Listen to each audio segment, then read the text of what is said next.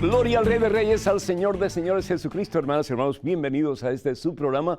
Conozca primero su fe católica. Soy el Padre Pedro Núñez y estamos en el comienzo de año. Doy gracias a Dios por esta oportunidad que tenemos de compartir juntos la palabra de Dios, de llenarnos más y más de su santa y transformadora presencia y de permitir que el Señor nos use en alguna forma para cambiar las vidas de otros para bien, para que un día este mundo pueda vivir en paz y en armonía y seamos verdaderamente hermanos. Tenemos muchísimas cosas lindas que compartir con ustedes en este programa. Como de costumbre vamos a estar respondiendo muchísimas de sus preguntas y doy gracias a Dios por todos ustedes que nos escriben, que nos llaman con sus comentarios, con sus preguntas, sus puntos de vista. Muchísimas gracias porque ustedes son los que hacen posible esta programación. Pero antes de hacer absolutamente nada más, hermano que me escuchas, hermana que me escuchas, hacemos un alto en nuestro acelerado caminar diario, nos ponemos en la presencia santificadora, la presencia renovadora, la presencia amorosa de Cristo Jesús. Hermano, hermana, vamos a orar. Padre misericordioso, Padre bueno, Padre amantísimo, gracias, oh Dios, por este nuevo comienzo de año. Gracias, oh Dios, porque este nuevo comienzo de año es una promesa que tú nos haces, de que si nosotros realmente te buscamos a ti por encima de todo, Señor, va a ser un comienzo de vida para nosotros. Una nueva oportunidad, Señor, no solamente de acercarnos a la fuente de vida y salvación eterna que es Jesucristo, pero dejarnos usar por ti, Señor, para que siendo extensiones vivas de Jesús, nuestro Señor y Salvador, podamos hacer la diferencia en este mundo en que estamos viviendo. Señor, hay mucha violencia, hay mucho dolor, Señor. Hay muchas personas que están lastimándose unos a otros, Señor. Y nos damos cuenta que por ahí no va la solución, mi Dios. Que la violencia no es la solución. Que el daño a la otra persona no es la solución. Porque al fin y al cabo estamos convencidos de que todo lo que hacemos más tarde o más temprano nos regresa a nosotros, Señor. Danos, oh Dios, la certeza de que Jesús es el que tiene la respuesta para nuestros problemas, que Jesús es el que tiene la respuesta para nuestras necesidades, que Jesús es el único que puede realmente tocar el corazón duro del ser humano y darnos la oportunidad de dejar nuestros resentimientos a un lado en este comienzo de año, de dejar nuestras diferencias a un lado en este comienzo de año, de dejar nuestras discriminaciones, las que sean, nuestras faltas de respeto y comenzar de verdad a vivir una vida nueva para juntos forjar un mundo nuevo, Señor, donde ya no habrá más guerras ni conflictos entre las naciones, ni derramamiento de sangre, pero habrá paz, Señor, porque al fin y al cabo tú eres paz, tú eres amor. Bendice, mi Dios, a cada uno de tus hijos que está escuchando estas palabras. Transforma, mi Dios, nuestros corazones duros, nuestros corazones de piedra, y que podamos de verdad, especialmente nosotros que nos llamamos discípulos de Jesús, el amor de los amores, el príncipe de la paz, comenzar a vivir, Señor, una vida nueva. Que podamos dejar atrás nuestro pasado de antagonismos y de discordias y de desprecios y de actitudes negativas, Señor, hacia el hermano, y que podamos de verdad ser un reflejo transparente de la presencia de Jesucristo en nuestras vidas, el que nos da el mandamiento más importante, el mandamiento más grande, el mandamiento que si lo ponemos en práctica, de verdad, Señor, forjaremos un mundo mejor. Ámense, ámense los unos a los otros como yo los he amado. Ámense como yo los he amado, hasta el punto de darlo todo por amor. Señor, danos una doble porción de tu Espíritu Santo para que podamos poner en práctica en este comienzo de año el mandamiento que da vida, el mandamiento que une, el mandamiento que da esperanza, el mandamiento del amor. Te lo pedimos, Padre, en el nombre poderoso de Jesucristo, tu Hijo, nuestro Señor. quien vive y reina contigo en la unidad del Espíritu Santo y es Dios por los siglos de los siglos. Amén, Señor. Amén. Bendito sea Dios y damos gracias a Dios. Yo quiero dar gracias al Señor para comenzar, hermanos, por tantos de ustedes que nos mandaron sus respuestas a través de la página de Facebook de este servidor cuando hablamos acerca de qué es importante para ti en Navidad, qué piensas hacer en esta Navidad, cómo piensas ayudar a otras personas en este tiempo de Navidad. Muchísimas gracias por todos ustedes que nos mandaron sus respuestas.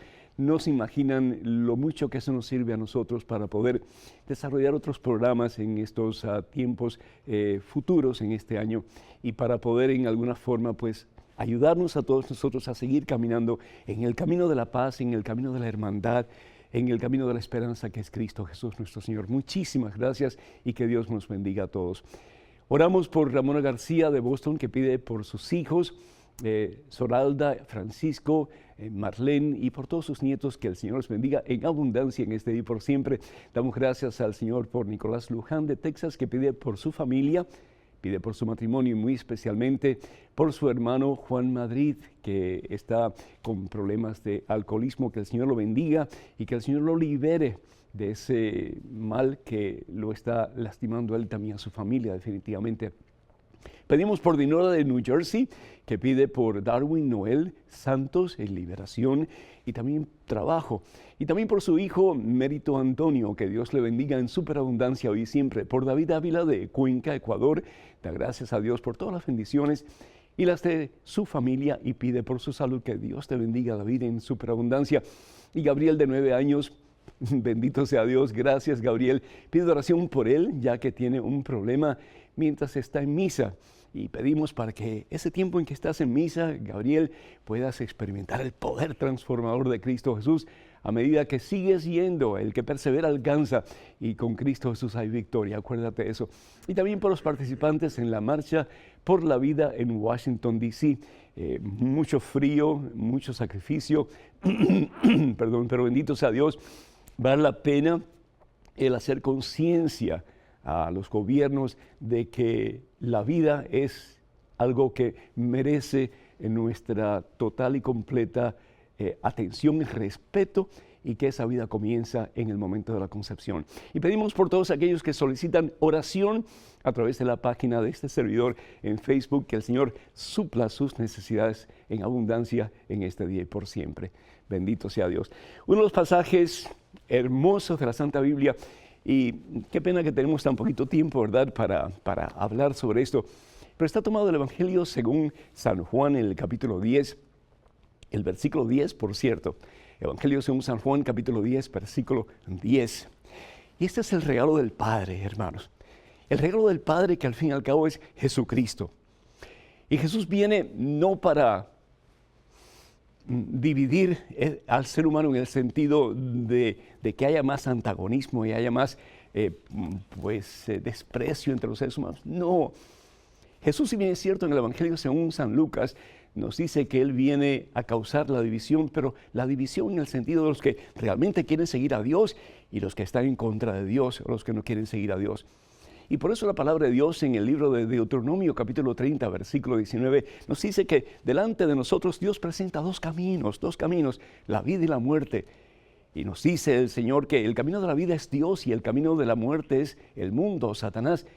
Y nos pide el Señor que optemos por el camino de la vida, que al fin y al cabo es el camino de la unidad, es el camino del amor, es el camino de la esperanza, es el camino que es Cristo Jesús. Y Jesús, en este pasaje, Él va a decir que ha venido para que tengamos vida y vida abundancia. Él es la vida. Jesús también en el Evangelio según San Juan, capítulo 14, versículo 6, Él va a decir: yo soy el camino, yo soy la verdad, yo soy la vida. Es decir, vivimos en el mundo, pero muchas veces como autómatas, ¿verdad? Como robots, ¿verdad? Vivimos, pero por dentro estamos muertos. Y el Señor quiere revivirnos, quiere darnos nueva vida, un propósito nuevo en nuestra vida, una razón nueva para existir en el día de hoy. Y ese propósito, esa razón la vamos logrando a medida que nos vamos llenando del amor de Dios, porque el amor da sentido a la vida. El amor es esa brújula que nos indica el norte, que al fin y al cabo es el amor de los amores, que es Dios, que es Cristo Jesús. Y nos dice la palabra de Dios en el Evangelio según San Juan, capítulo 10, versículo 10. El ladrón solo viene a robar. El ladrón solo viene a robar, viene a matar y viene a destruir. Mientras que yo he venido para que tengan vida y vida abundante. Me gusta mucho esa historia en que una señora un poco hipocondríaca, un poco pensando que siempre tenía una enfermedad, siempre tenía un problema, va al médico constantemente. Y el médico un día, ya cansado de tanta queja, le dice a la señora: ay señora, usted es como una iglesia clausurada.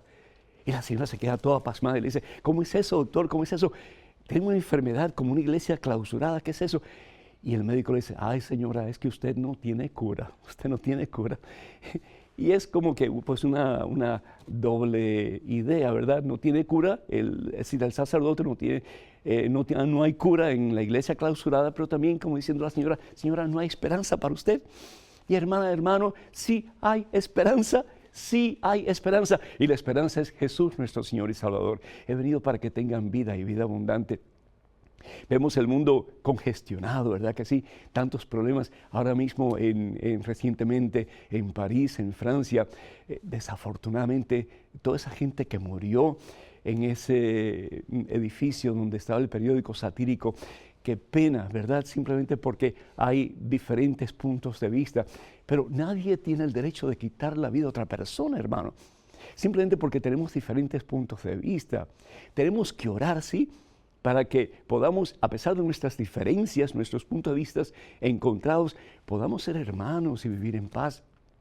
En estos días se está celebrando en Washington, D.C., esa campaña para que el gobierno reconozca que desde el momento de la concepción, la vida hay que respetarla, porque al fin y al cabo la vida del ser humano no es nuestra. Nosotros no tenemos poder ni tenemos autoridad sobre la vida de otra persona. Y creemos firmemente que desde el momento de la concepción, esa vida es independiente de su madre, aunque necesita a su madre, pero es independiente de su madre. Un bebé recién nacido también depende de su mamá, pero es independiente esa vida, es otra vida completamente diferente. Y se está pidiendo, y nos están pidiendo ellos, y la iglesia nos está pidiendo que oremos. Imagínense ustedes, desde que se hizo el fallo a favor del aborto en los Estados Unidos, más de 35 millones de criaturas han sido abortadas. Es horrible pensar en eso. Las guerras del mundo juntas no han causado tantas víctimas como el aborto solamente en los Estados Unidos de Norteamérica. ¿Qué podemos hacer nosotros? Pues se nos pide que oremos para que el gobierno, no solamente de Estados Unidos, pero en el mundo entero, reconozca el valor de la vida del ser humano, comenzando desde su principio, desde el momento de la concepción. ¿Por qué hay tantos problemas en el mundo? Porque no acabamos de valorar la vida humana. Porque hay tanta matanza, porque hay tanto terrorismo, porque no acabamos de valorar la vida del ser humano. Y el Señor Jesús nos dice: he venido para que tengan vida. El Señor nos propone un cambio de vida, un camino diferente, y es el camino del amor. A veces pensamos que no hay solución para nuestro problema, que el mundo está patas arriba y ya no se puede hacer nada. Sí se puede hacer, solos nada podemos, pero con Cristo sí podemos. Tal vez tú no puedas cambiar el mundo, pero te puedes cambiar a ti mismo, y cambiándote a ti y yo cambiándome a mí, un día cambiaremos al mundo en el nombre de Cristo Jesús. Un día seremos hermanos, habrá amor entre nosotros y viviremos en paz. ¿Por qué no tratarlo en este comienzo de año? Acercarnos a Cristo para ser más y más imágenes de Cristo en este mundo tan convulsionado, tan necesitado de paz, tan necesitado de unidad y tan necesitado de amor, reconociendo que al fin y al cabo la paz, la unidad y el amor vienen del mismo Dios. Para que nos llamen a Estados Unidos, el teléfono es el 1-800-221-9460. 1-800-221-9460. Y más internacionales, por favor, marquen el número 1-205-271-2980. 1-205-271-2980. Vamos a una pequeñísima pausa, pero regresamos en cuestión de momentos. Así que, hermanas y hermanos, por favor, no se vayan, quédense con nosotros.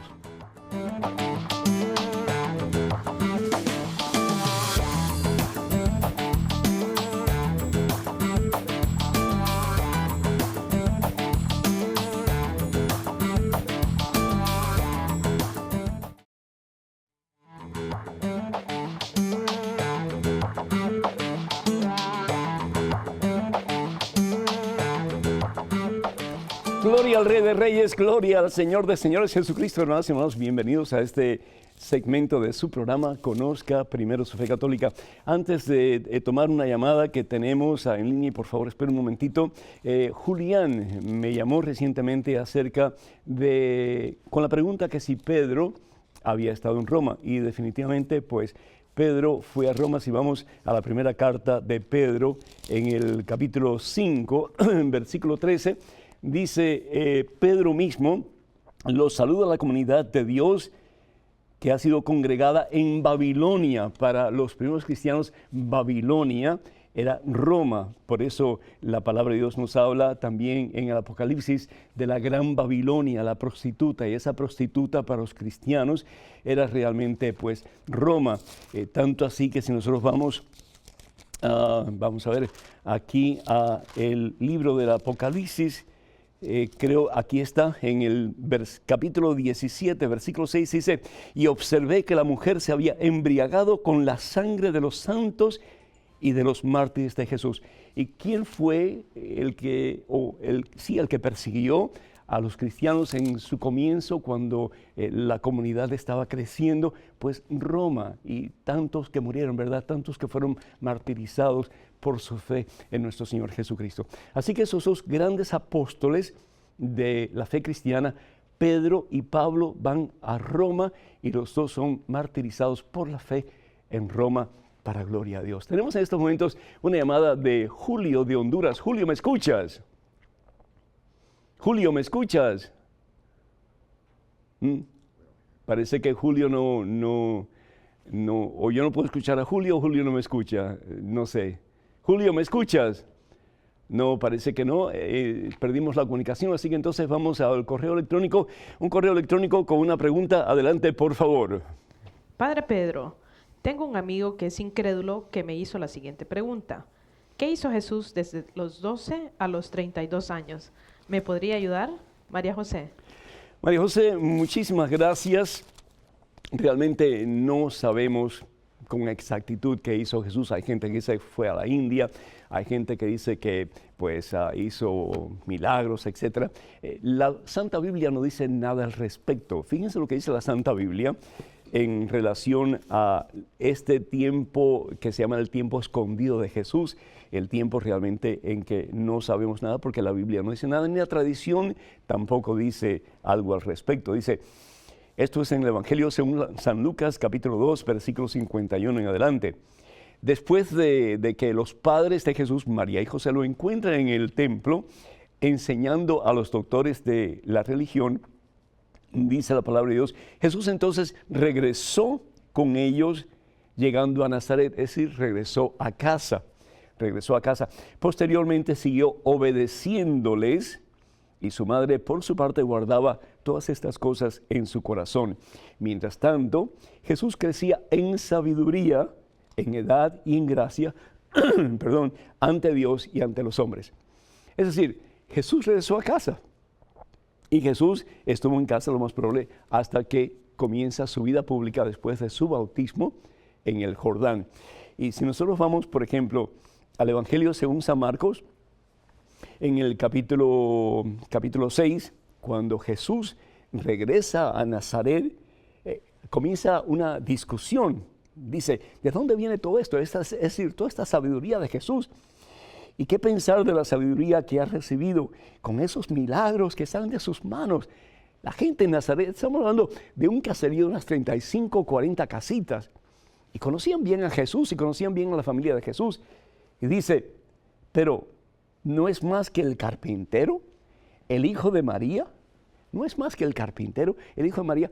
Bien sabían quién era Jesús. Y el oficio de Jesús había sido el oficio de su padre putativo, es decir, de José. San José era carpintero. Entonces la gente de Nazaret bien conocía a Jesús y bien sabía que Jesús estaba ahí y su oficio era de carpintero. Así que, ¿qué pasó? En ese tiempo en que no se sabe nada de Jesús, precisamente que Jesús quedó en casa, creció en la familia, y Jesús pues se convirtió en un carpintero igual que su padre. Es después ya cuando Jesús es bautizado en el Jordán por Juan Bautista, que él puede comenzar ya su vida pública, y eso es precisamente lo que le interesa a los evangelistas o a los que escribieron los evangelios. ¿Qué fue lo que hizo Jesús para dar así a conocer que Jesús no solamente es perfectamente hombre, pero también Jesús es perfectamente Dios? En Dios hay dos naturalezas, en Jesucristo hay dos naturalezas perfectamente unidas. Jesús es total y completamente hombre y Jesús es total y completamente Dios. Y eso era precisamente lo que los evangelistas querían enfatizar. Por eso su interés, este es el momento en que Jesús comienza su vida pública hasta el momento en que Jesús asciende a los cielos. Creo que hemos hecho conexión con Julio. Julio, ¿me escuchas? Sí, Padre Pedro, ¿me escucha? Sí, perfectamente bien, Julio. Bien. Bienvenido. Bendiciones, Padre Pedro, bendiciones a usted y todo su equipo. Gracias, Julio. Es un gusto tenerte. Bien, Dios lo siga bendiciendo grandemente. Padre Pedro, tengo la siguiente inquietud. Nosotros, como concepto general, conocemos que la masonería o la logia masónica es una institución secreta de orientación filantrópica, filosófica y social. Yo quiero hacerle 3 preguntas sobre este tema. ¿Qué concepto tiene la Iglesia Católica sobre la masonería?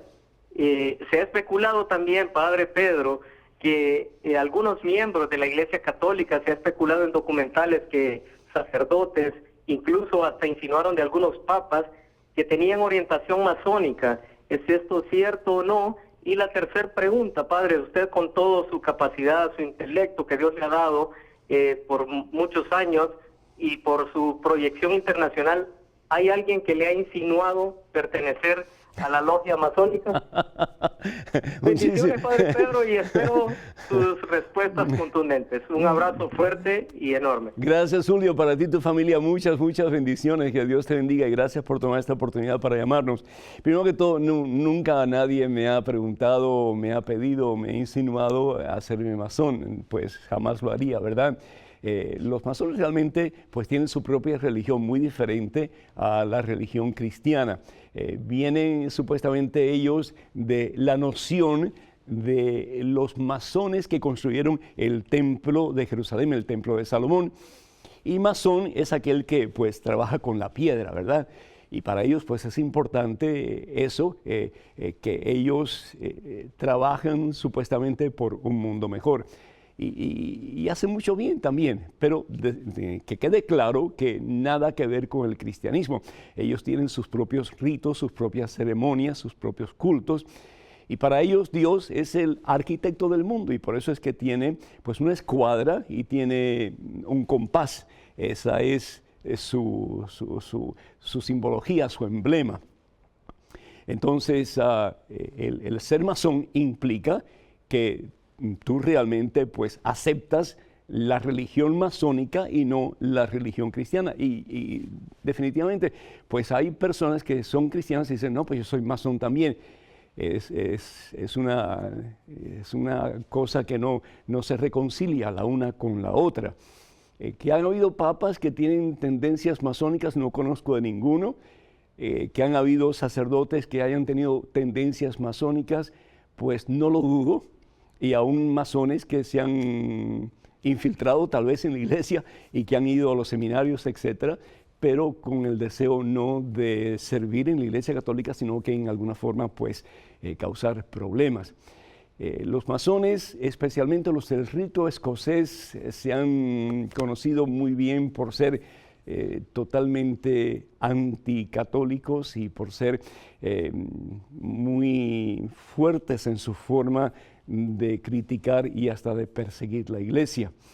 Entonces tenemos que tener muchísimo cuidado, hermanos, porque de nuevo no es una sociedad filantrópica solamente, como estaba diciendo bien Julio, pero también es una sociedad que tiene una estructura religiosa con una ceremonia o un rito religioso y que nada tiene que ver con el cristianismo y pues por supuesto nada que ver con la Iglesia Católica. Tenemos en estos momentos un correo electrónico con una pregunta. Adelante, por favor. Hola, Padre Pedro. Si una persona adulta no tiene los sacramentos de iniciación cristiana y los quiere recibir, ¿debe recibir una preparación? ¿Cuál sería el tiempo estimado de la misma? Ginny. Muchísimas gracias por tu pregunta y pues importante porque hay muchas personas que desafortunadamente como que el cristianismo simplemente es algo para sentirse un poco bien, para apaciguar la conciencia y para que la gente pues vea que él o ella es una persona buena. Una persona que quiere acercarse a Dios de verdad y que quiere recibir los sacramentos, tiene que pasar por un proceso de formación, y no solamente formación teológica, formación bíblica, pero también formación espiritual. En Estados Unidos, por ejemplo, hay un programa muy bueno que se llama RACA, RICA, lo estaba traduciendo del inglés al español, y es un medio a través del cual la persona que quiere ser cristiano, que quiere recibir los sacramentos, que quiere unirse a la iglesia, a Jesucristo, pues tiene que pasar por este proceso. Y son 3 etapas básicas por las que tiene que pasar para poder recibir los sacramentos de iniciación cristiana, que son los 3 primeros sacramentos que uno recibe en el seno de la Iglesia Católica. El primero es el bautismo, y el segundo es la confirmación, y el tercero es la Eucaristía. Esos son los 3 sacramentos principales, los primeros en la Iglesia. Y para hacer eso, pues la primera parte del proceso es que la persona se enamore de Jesucristo. Bendito sea Dios. Que la persona llegue a tener una relación lo más íntima y personal con nuestro Señor y Salvador Jesucristo. El segundo paso es mirar más de lleno, pues lo que son los sacramentos, lo que Dios hace a través de los sacramentos, esos momentos de encuentro entre Dios y el ser humano, o el ser humano y Dios, para que podamos recibir la gracia santificante de Dios a través de los sacramentos y podamos caminar en el camino de la vida, en el camino de la victoria, que al fin y al cabo es el mismo Cristo Jesús. Y el tercer paso, pues ya recibir los sacramentos. De nuevo, los sacramentos de iniciación cristiana, que son bautismo, confirmación y la Santa Eucaristía. Bendito sea Dios. Tenemos a Margarita desde California vía telefónica. Margarita, ¿me escuchas? Sí, padre, lo escucho. Dios lo bendiga. Dios te bendiga también, Margarita, a ti y a tu familia. Bienvenida, adelante, por favor. Gracias, padre. Pues los felicito por su canal y a todos los que laboran en el WTN. Muy agradecido. Padre, me siento mal porque mi hija me dijo que podría casarse con su novio que no es de nuestra religión. Ajá. Y eso me duele en el alma, y mi respuesta fue de que si se casaba con él, yo no asistiría a su boda. Y una amiga me cuestionó, me dijo que siendo yo católica, ¿por qué daba esa respuesta? Margarita, una pregunta, ¿se va a casar por la Iglesia Católica con un no católico? No es católico el novio. Pero se va a casar por otra iglesia no católica. Sí, por otra iglesia. ¿Y ella piensa continuar con su fe católica o no? Ella, pienso que no. Pienso que ella va a cambiar. Y me tiene confundida y me hace sentir que soy mala madre. Por favor, le pido un consejo y sus oraciones, Padre. Que Dios te bendiga, Margarita. Muchísimas gracias. Y, ay, qué dolor, no es cierto. Es decir, el ayudar a una hija, a un hijo, en todo el sentido de la palabra, sacrificarse por él, por ella, incluso transmitir la fe y después como que esa persona la rechace. Es un rechazo a uno mismo, ¿verdad que sí? Y hay, yo estoy seguro, muchos sentimientos encontrados en tu corazón, así que cuenta con nuestras oraciones definitivamente. Mira, como estaba diciendo anteriormente, vivimos en una sociedad en que para muchas personas la iglesia o la religión simplemente es como que algo que se hace para apaciguar un poco la conciencia, para uno dar a entender que uno es una buena persona, cosas así, pero nos olvidamos del compromiso. Nos olvidamos que el ser cristiano implica comprometernos con Jesucristo y en el caso del cristiano católico con la iglesia que Jesús funda, que es la iglesia que conocemos como la una santa católica apostólica. Y desafortunadamente el irnos a cualquier iglesia es como decir, bueno, pues la obra de Jesús, que fue construir su iglesia sobre Pedro y los demás apóstoles, no es importante. Yo me puedo ir a otra iglesia que fue construida por tal hombre o tal mujer o lo que sea, y estoy bien también.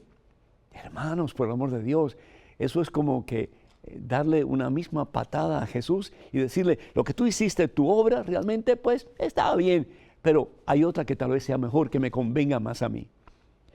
El ir a una ceremonia de matrimonio, especialmente en tu caso, Margarita, y te lo digo con el corazón así bien apretado, es como que estar diciendo tú apruebas lo que tu hija está haciendo. Cuando una persona católica se casa fuera de la iglesia católica y nosotros vamos a esa boda, nuestra presencia está en alguna forma dando a entender que estamos aprobando lo que esa persona está haciendo. Es tan sencillo como eso.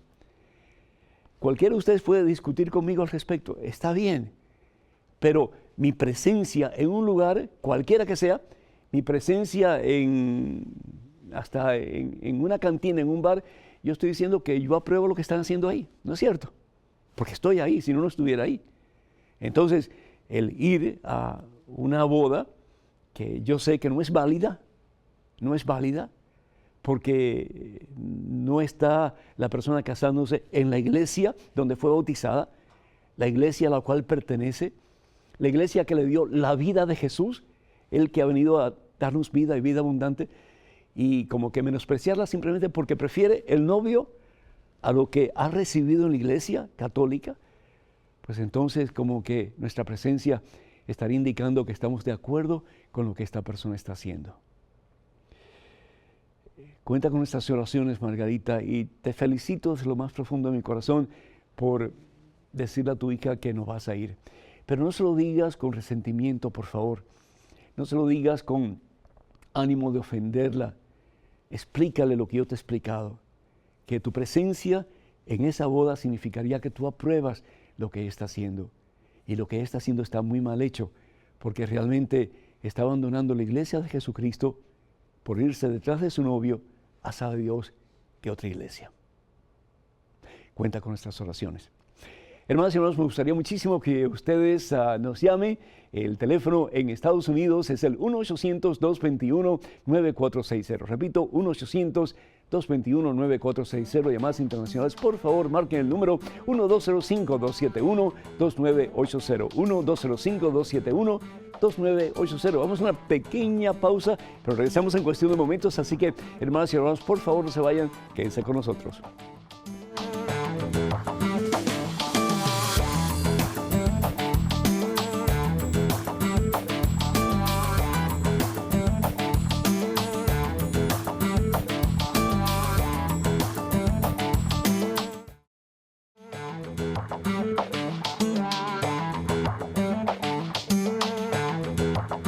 Gloria al Rey de Reyes, bendito sea el Señor Jesús, alabado sea su nombre por siempre, amén.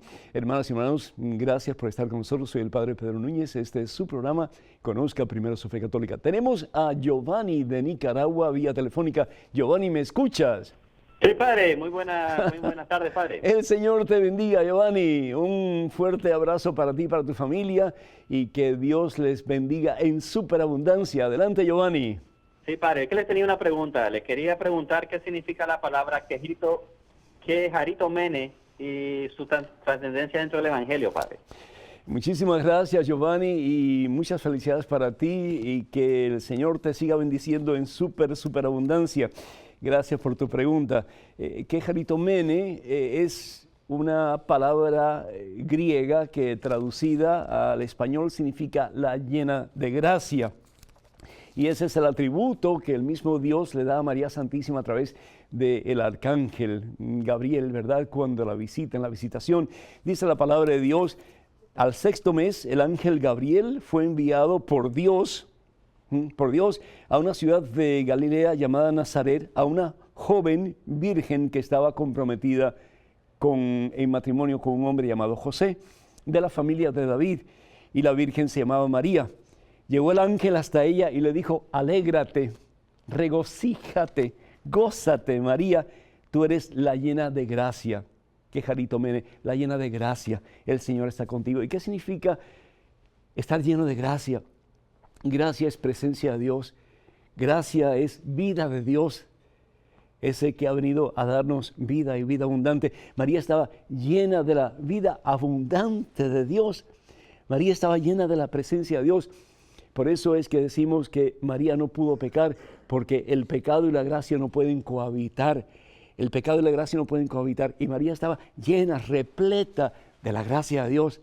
Por eso es que el mismo Dios la saluda a través del ángel, del arcángel, y le dice: alégrate tú, la llena de gracia, la que jaritomene, la que está impregnada de la presencia de Dios nuestro Señor.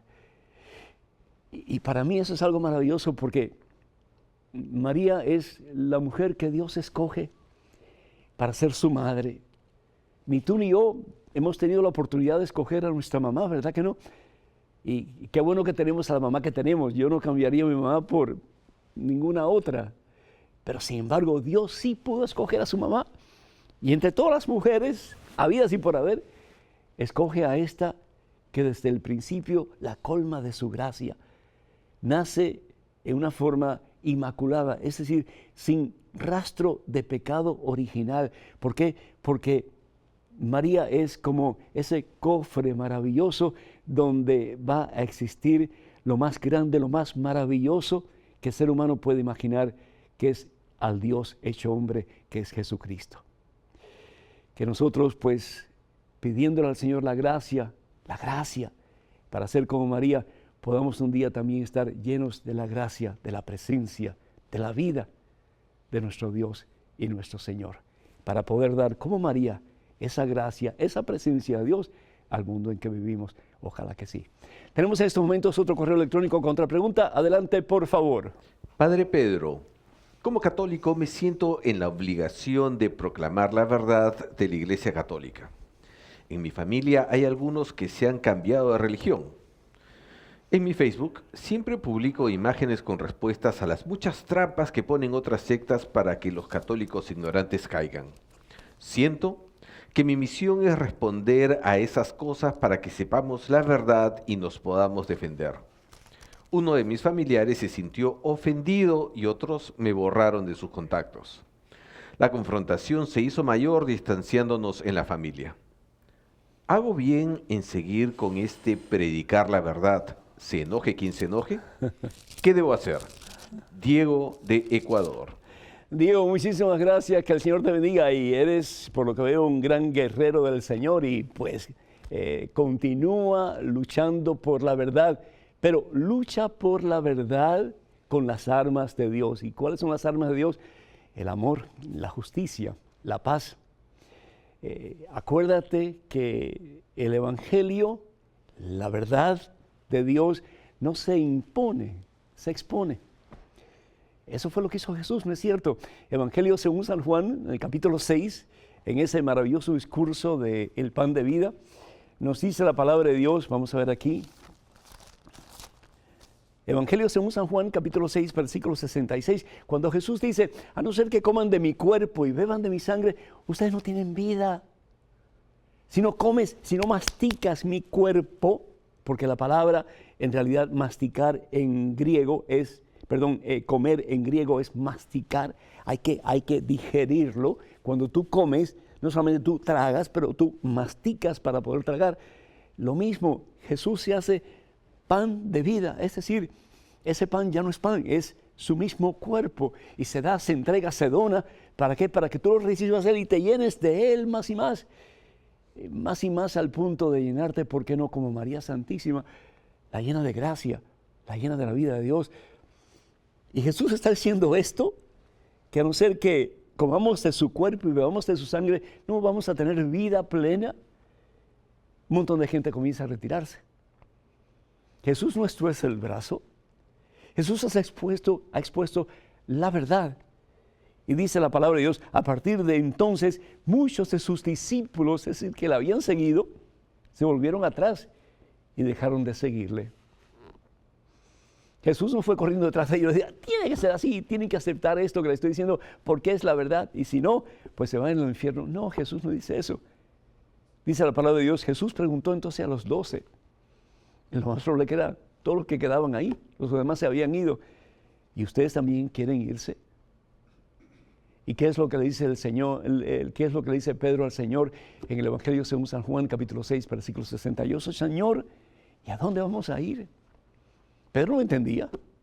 Los demás discípulos, los más cercanos colaboradores de Jesús, los apóstoles, lo más probable que tampoco entendían qué es eso de que tenemos que comer tu cuerpo y beber tu sangre. Pero ¿qué es lo que le dice Pedro a Jesús? ¿A dónde vamos a ir, Señor, si tú tienes palabras de vida eterna? La fe, hermanos. Y eso es lo que cuenta. Tal vez yo no entienda todo lo que Dios me dice, tal vez yo no entienda todo lo que la Biblia me dice, tal vez yo no entienda todo lo que la Iglesia Católica interpreta en relación a la Biblia y a las enseñanzas de Jesús que hemos recibido a través de la tradición apostólica, pero aceptarlo en fe, aceptarlo en fe. Para eso es la fe, es la certeza de lo que no vemos, es la seguridad de lo que esperamos. Y dice la palabra de Dios para ti, hermano, en particular, y te felicito por tu celo apostólico, por tu deseo de hacer las cosas para que el mundo conozca la verdad, que al fin y al cabo es Jesucristo, pero de nuevo, con mucho amor, con mucha paz y con mucha justicia. Dice la palabra de Dios en Mateo capítulo 10. Mateo capítulo 10, en el versículo 20, dice la palabra de Dios: no te preocupes de hablar, pues no serán ustedes los que hablen, dice el Señor, sino que el Espíritu de su Padre es el quien hablará en ustedes. Ora sí, pide al Señor que te dé palabras para que cuando tú hables a tus familiares, cuando hables a otras personas, que ya no seas tú quien hables, sino que sea el mismo Jesús quien hable a través de ti. Y termino con este pasaje de la Santa Biblia, Evangelio según San Mateo, capítulo 5, versículo 44. Dice el Señor Jesús: yo les digo a ustedes, amen a sus enemigos y recen por sus perseguidores. Es decir, si te quitan de la página de Facebook, no te resientas, no te pongas triste o enojado. Ora por ellos, para que un día pues puedan conocer la verdad en su plenitud, como tú la estás conociendo, sabiendo, como decía Santo Tomás de Aquino, la verdad nos hará libres. Tenemos en este momento un correo electrónico, una pregunta, adelante por favor. Hola, padre. Un amigo comulgó sin haber hecho la primera comunión. Ahora le han dicho que se puede confesar. Él me pregunta si puede, y si no, ¿por qué? Gracias, Jacqueline.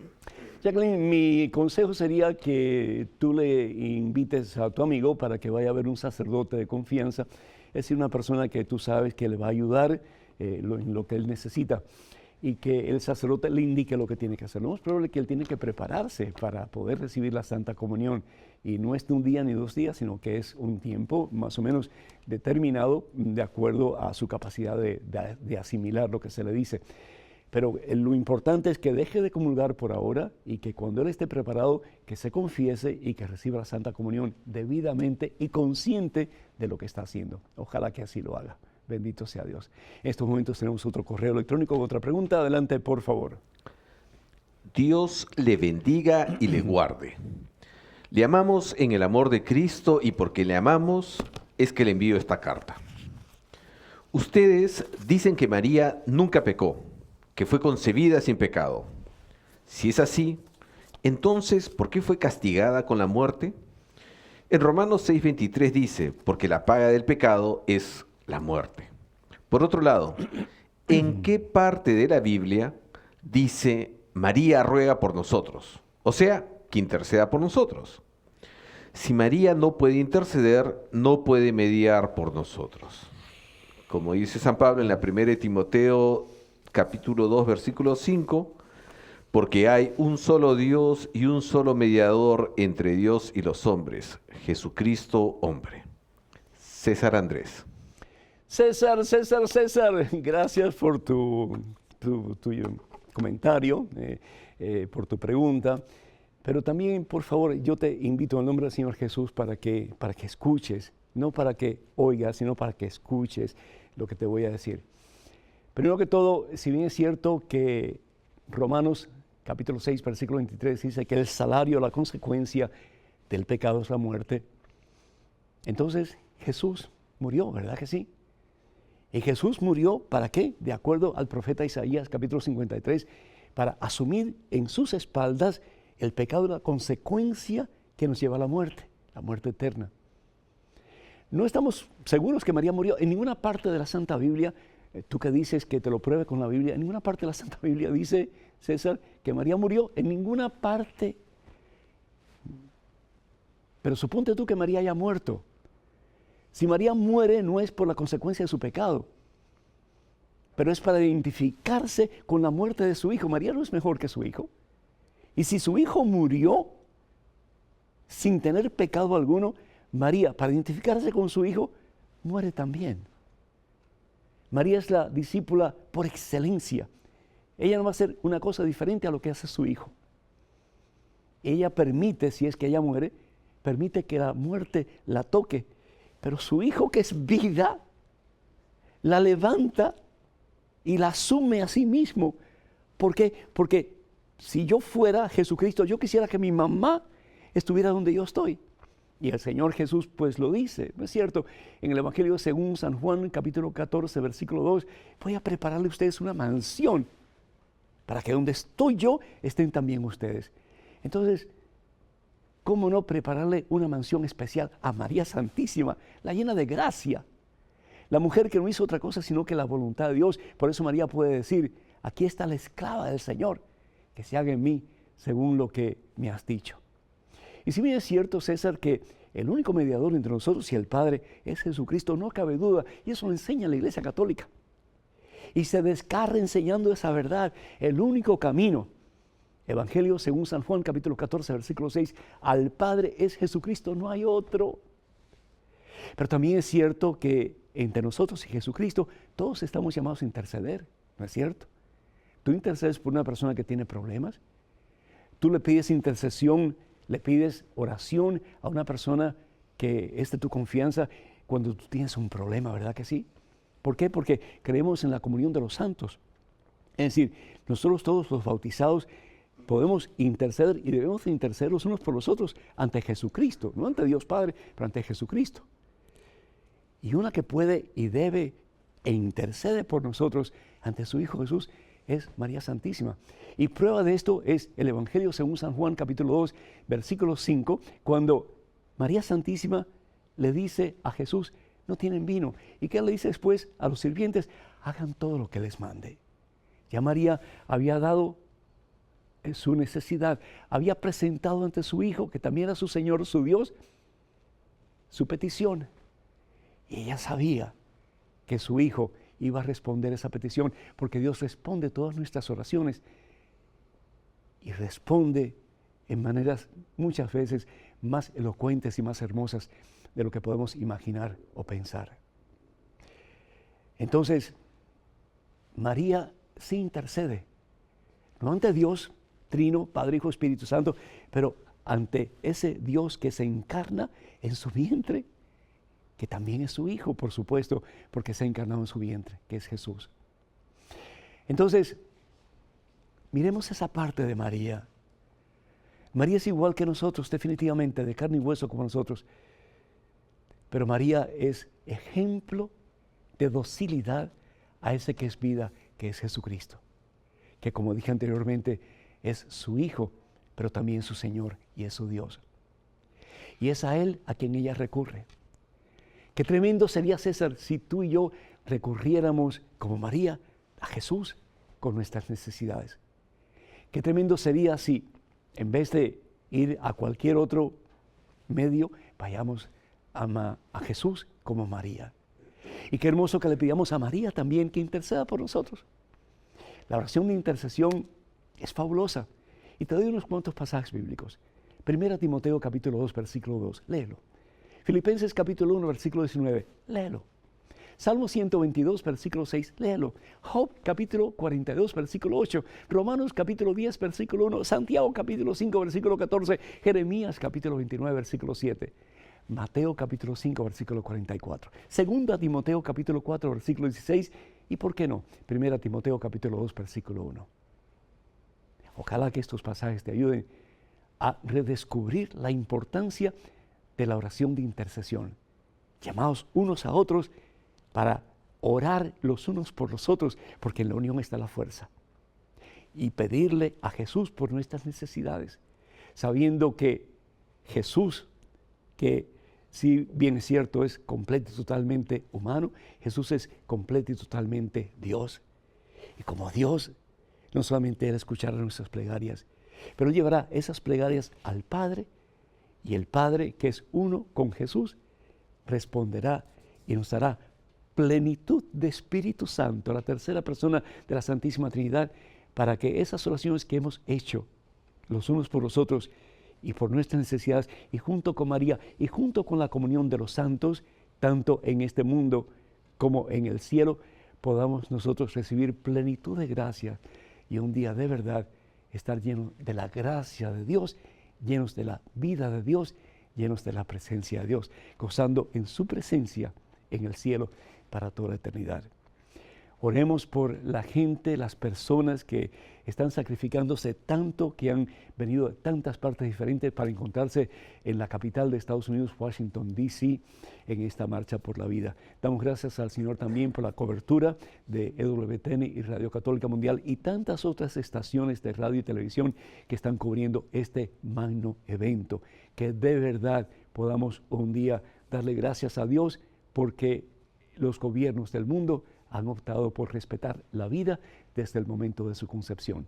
Quiero decirles que estaré en Nicaragua, con el favor de Dios, el día 24 y 25 de este mes de enero. Para más información, por favor, contáctense con con Marta Samson, a el correo electrónico mjsamson@yahoo.com, mjsamson@yahoo.com, oyendo o llamando a la repostería Samson en Managua, Nicaragua. También pronto vamos a tener magnos eventos del Ministerio Mensaje en Dallas, Texas, en este 2015.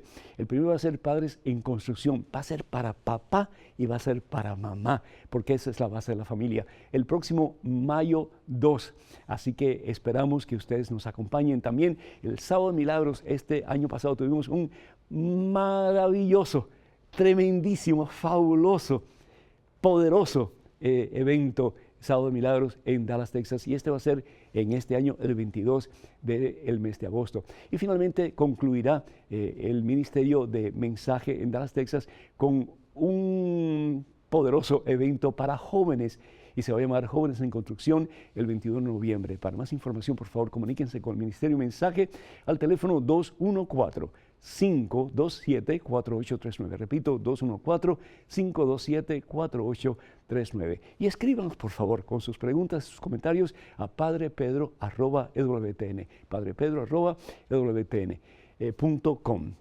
Recuerden sus oraciones y pues apoyo económico para este ministerio, para seguir llevando al mundo la palabra de Dios. Que el Señor los bendiga en abundancia, hoy y siempre, Padre, Hijo y Espíritu Santo. Que pasen un día muy feliz y hasta el próximo miércoles, Dios mediante.